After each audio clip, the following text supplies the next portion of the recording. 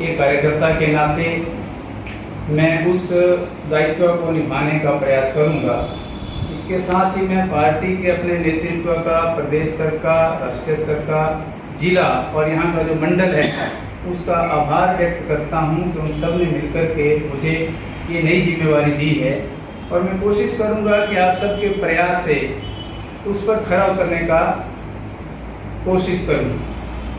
मुझे ये भी विश्वास है कि आप सबका सहयोग और स्नेह जिसे हमेशा हमें मिलता रहा, व्यक्तिगत तौर पर भी और पार्टी के तौर पर भी, वो निरंतर मिलता रहेगा। और आप लोकतंत्र का चौथा स्तंभ हैं। आपके पास बहुत सारी जानकारियां रहती हैं जो जानकारियां हमारे पास नहीं होती हैं। उन जानकारियों से भी हम सब लोगों का मार्गदर्शन आपसे हमें मिलेगा और आपके सुझाव हमेशा मेरे लिए आमंत्रित रहेंगे और मुझे नई दिशा देने का काम करेंगे। तो आपका एक बार पुनः स्वागत भी है, धन्यवाद भी है कि आप सब लोग आए। अगर हम हिमाचल प्रदेश में राजनीतिक बात करते हैं तो आज से लगभग 8 महीने पहले प्रदेश में सत्ता परिवर्तन हुआ और सत्ता परिवर्तन भारतीय जनता पार्टी की सरकार को हटा करके प्रदेश में कांग्रेस की सरकार बनी और हिमाचल प्रदेश में सुखविंदर सिंह सुक्खू जी के नेतृत्व में प्रदेश ने अपना कार्यभार संभाला।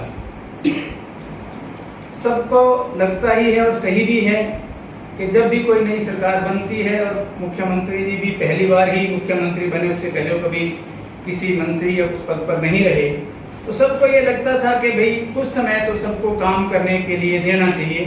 और भारतीय जनता पार्टी भी ये मानती है कि 6 महीने का समय उनको जो दिया था, उन्होंने जो किया उसके बारे में अब हमको अवलोकन करना चाहिए, रिव्यू करना चाहिए उन्होंने क्या किया। सरकार जिस आधार पर बनी वो हम सब जानते हैं कि कांग्रेस ने 10 गारंटियां हिमाचल की जनता को दी और आज उन गारंटियों को अगर हम देखते हैं तो आज हर जिला में, हर घर में, हर गांव में हर महिला पूछती है कि मेरे 1500 रुपए कहाँ गए। आज हर नौजवान पूछता है कि 5 लाख रोजगार देने का वादा जो आपने किया था उसका क्या हुआ। आज सरकार की जो कार्यप्रणाली है उसमें कहीं ना कहीं आपसी तालमेल की कमी प्रत्यक्ष और अप्रत्यक्ष रूप से दिखती है। सरकार के मंत्री कई मुद्दों पर एक मत नहीं है। मंत्रिमंडल की बैठक में चर्चा ना करके सार्वजनिक रूप से बयानबाजी करते हैं। एक मंत्री कहते हैं कि आपदा जो आई वो खनन के कारण आई, दूसरे मंत्री कहते हैं कि ये मंत्री बचकाना बात कर रहे हैं। उससे समझ आता है कि सरकार की दिशा क्या है। आज विकास अवरुद्ध है। विकास के नाम पर कहीं भी कुछ नहीं हो रहा है। आपदा अभी जो आई थी, इस आपदा में हम सब जानते हैं कि बहुत जान और माल की हानि हुई।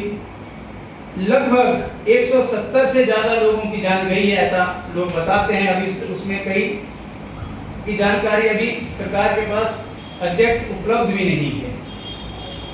उस पूरी आपदा के समय में इस प्रदेश की जनता ने, हर राजनीतिक दल ने, हर सामाजिक संगठन ने सरकार का सहयोग किया और भारतीय जनता पार्टी के राष्ट्रीय और प्रदेश नेतृत्व ने इस राहत कार्य में पार्टी के नाते और केंद्र में सरकार होने के नाते भरपूर सहयोग किया, समर्थन किया। हमारे पार्टी के राष्ट्रीय अध्यक्ष आदरणीय जगत प्रकाश नड्डा जी, पार्टी के प्रदेश के अध्यक्ष डॉक्टर राजीव बिंदल जी, विधानसभा में विपक्ष के नेता आदरणीय जयराम ठाकुर जी और बाकी सब लोगों ने भी जहां जहां आपदा आई है वहां जाकर के दौरा किया, उसको समझा, जो सहयोग कर सकते थे उसका सहयोग किया और जो सुझाव सरकार को दे सकते थे वो सुझाव भी दिए। लेकिन दुर्भाग्य ये है कि सरकार आपदा के समय में भी लापरवाह बनी रही। आज भी कहा गया है कि हेलीकॉप्टर में जब गए तो हम सेल्फी लेकर के उसको समाचारों में देते रहे और केंद्र से सहयोग मिलने के बावजूद भी आप केंद्र सरकार और भारतीय जनता पार्टी की आलोचना करने में लगे हैं, जो निंदनीय है।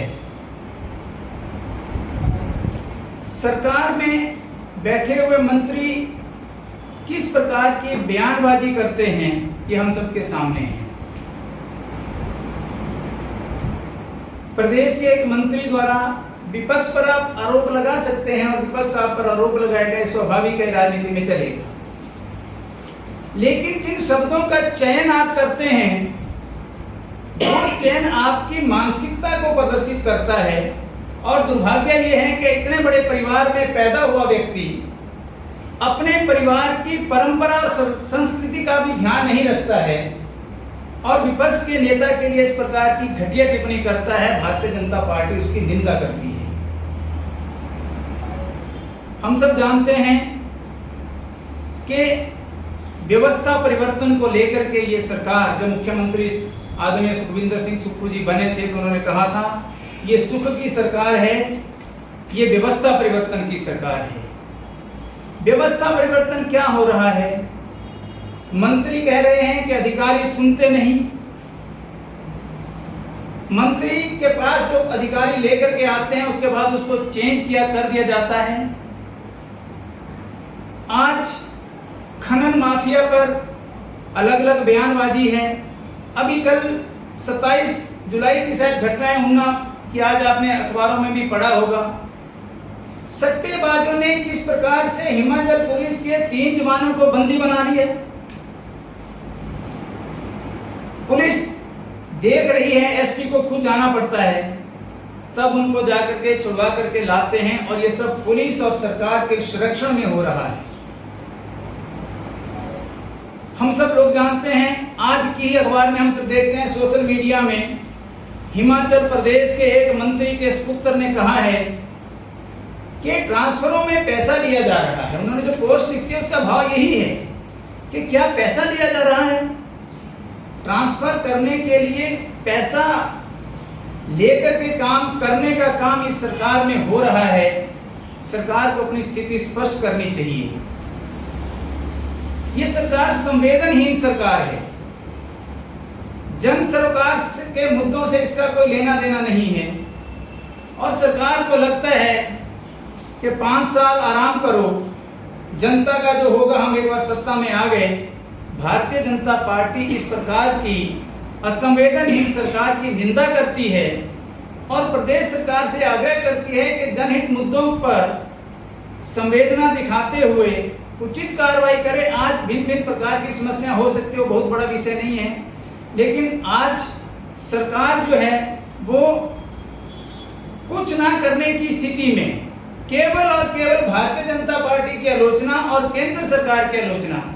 आपदा के समय में भी 168 करोड़ की पहली किस्त, 162 की और 162 की आज और, तो कुल मिलाकर के 2 किस्तों में सहयोग केंद्र सरकार ने किया है। और इतना बड़ा सहयोग होने के बावजूद भी प्रदेश की सरकार सिर्फ राजनीतिक बयानबाजी कर रही है और कांग्रेस पार्टी की सरकार और कांग्रेस पार्टी का संगठन में जो अंतर कला है, लगता है ये सरकार स्थायी नहीं है और ज्यादा दिन की नहीं है, क्योंकि सरकार के कामों से लगता है। अभी हम सब जानते हैं, पिछले दिनों 26 जुलाई को कारगिल विजय दिवस था। हमने उस दिन भी कहा था, माननीय मुख्यमंत्री जी पूरा दिन अपने आवास पर रहे और बाद में सचिवालय गए, लेकिन किसी भी शहीदी कार्यक्रम में नहीं गए। ये क्या प्रदर्शित करता है? तो इस प्रकार से आज प्रदेश में जो सरकार चल रही है वो सही तरीके से काम नहीं कर रही है और जनता त्रस्त है। जनता की समस्याएं तो गौण हैं, वो कई प्रकार के मुद्दे हो सकते हैं। पानी की समस्या है, नौकरी की समस्या है, स्टूडेंट सिलेक्शन बोर्ड में जो परीक्षाएं हैं उनके परिणाम की क्या विषय हो सकता है, ऐसे कई विषय हैं। इन सब विषयों पर सरकार जो है वो कुल मिलाकर के मौन अवस्था में है।